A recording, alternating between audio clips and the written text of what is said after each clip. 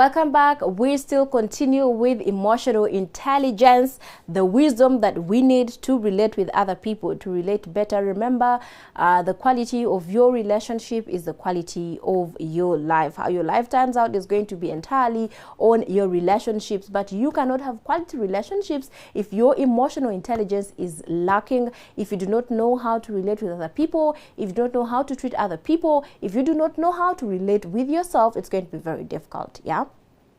Now, we have people that I know that are really struggling with emotional intelligence. Like, they're like, I don't know, because I don't mean to, but I find when I have done it, I don't want to do it, but I find when I have done it. And then I have people that are like, me, that is how I am. The seguya, I just speak when like I just do that. They are proud about it, but that is not good.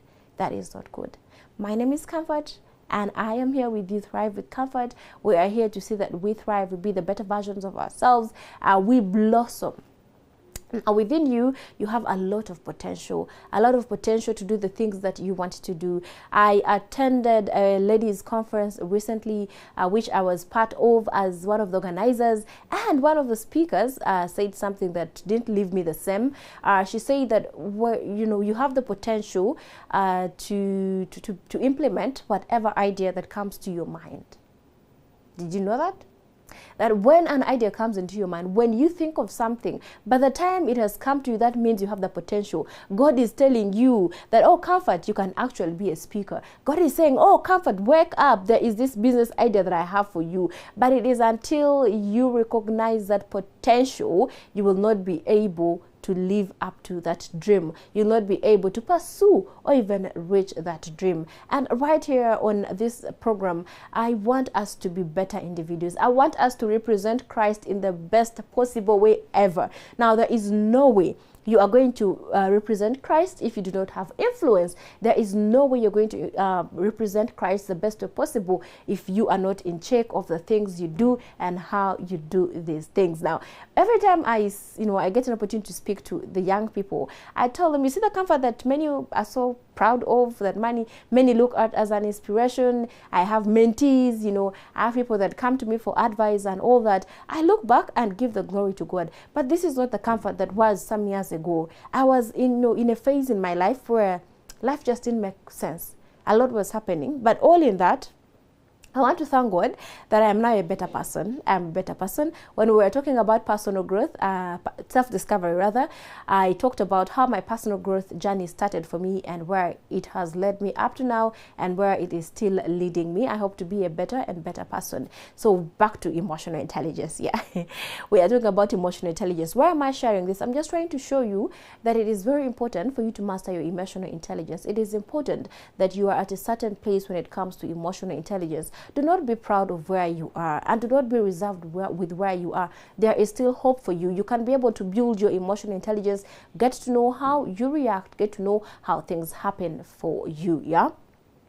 So the first thing that I want you to do is journal. Do a lot of journaling as much as possible. This helped me. Yeah. Now, in most of the topics that we're going to talk about, you're going to find me talking about journaling or writing down, because I've seen this work for me. Yeah.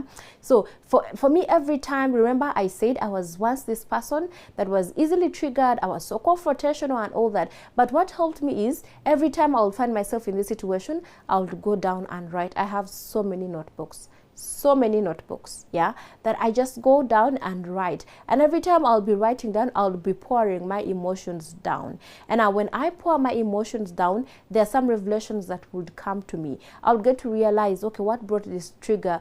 And from that, I get to know how I can be able to manage myself.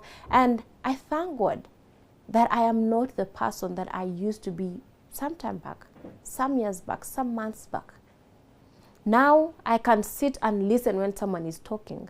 I can sit and listen and understand when someone is criticizing me. I can hear words about me and I will just ignore. I'll not even face this person, but I'll continue dealing with them. I am dealing with people. I am relating with people that have said so terrible things about me. And those things have gotten to me. I even have proof of some of those things. But I am relating with these people. I smile with them. I talk to them. Now, that does not mean I'm a hypocrite, no. I extend grace to them. I get to know, okay, I don't know why you said this, but maybe you had your reason. I try to understand them. I give them a benefit of doubt. But then now I know that when I'm relating with so and so, I have a limit. Nina we nino koma. If before I was telling you what I ate for supper, I'll no longer tell you what I ate for supper. I'll just tell you I did eat supper. That is emotional intelligence. Yeah. So do as much writing as possible. Write. Pour your heart out. And for me, every time I felt bad about a situation, I would pour my heart out, and that would help me.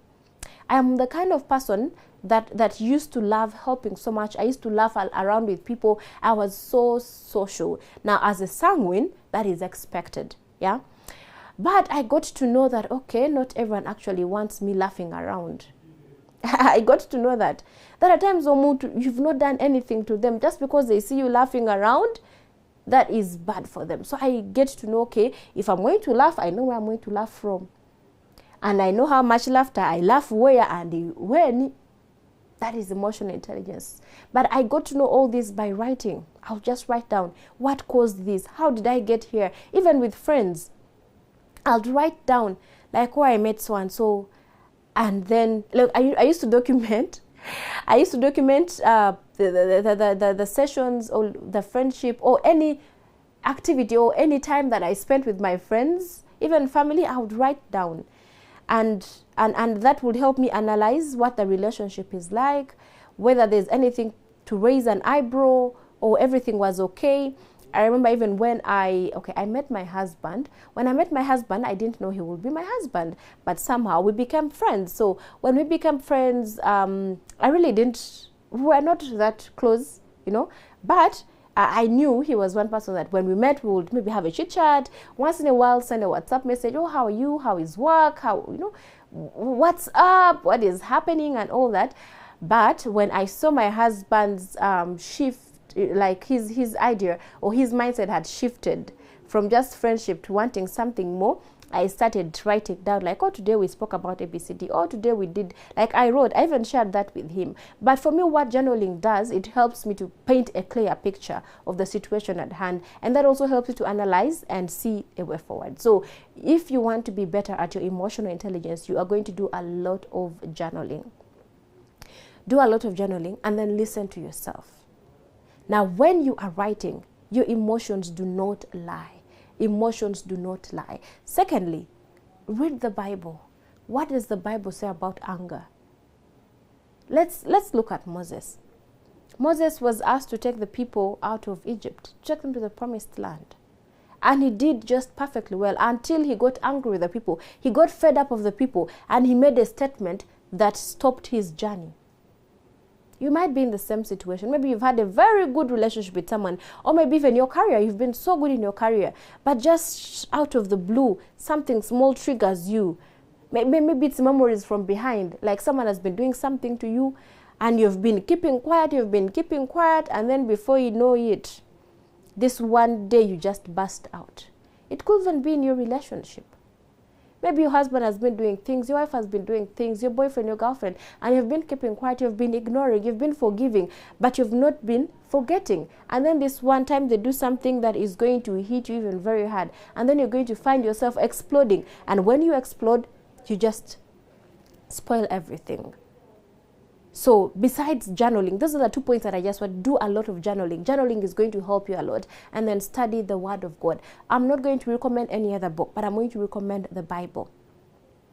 Find out the times that when someone had to deal with emotional intelligence. Look at Jesus. I mean, if Jesus was a human being, at times I'm like, okay, Jesus, he was really humble. He was really humble. Because if it were me in his place, I would find myself, I am this. And that is what we normally do. Omani, do you know who I am? Like, that is what we always put forward. But Jesus had this emotional intelligence. He got to know, if I am dealing with the Pharisees, this is how I deal with them. If I'm dealing with the Gentiles, with the Jews, this is how I'm going to do it. So let us pick an example of Jesus Christ. Let us read the Bible. Scenarios of, emotional intelligence. Where and how was emotional intelligence applied. Look at the story of Abraham. Abraham went ahead, told Lot, you know what, go, choose the land, choose first, then I will go later. He was trying to avoid conflict, that in case he was the first to choose, maybe Lot will later on say, you cheated me and all that. So he gave him the first, go ahead and choose. Then I'll go to where you live for me. So there is under no circumstances will someone come and start saying, you cheated me by doing ABCD. No. But that is emotional intelligence. That is emotional intelligence. Let us work on building our emotional intelligence if we are going to grow spiritually, if we are going to grow personally, and if we are going to grow professionally. That is it for emotional intelligence. Let us wait up for the next topic that we are going to talk about. Remember, here we unlearn, we learn, and we relearn, all for the glory of God, to see that we become the best versions of ourselves, to become what God has intended for us to come, to become. Until the next time, I wish you a lovely time. Bye-bye.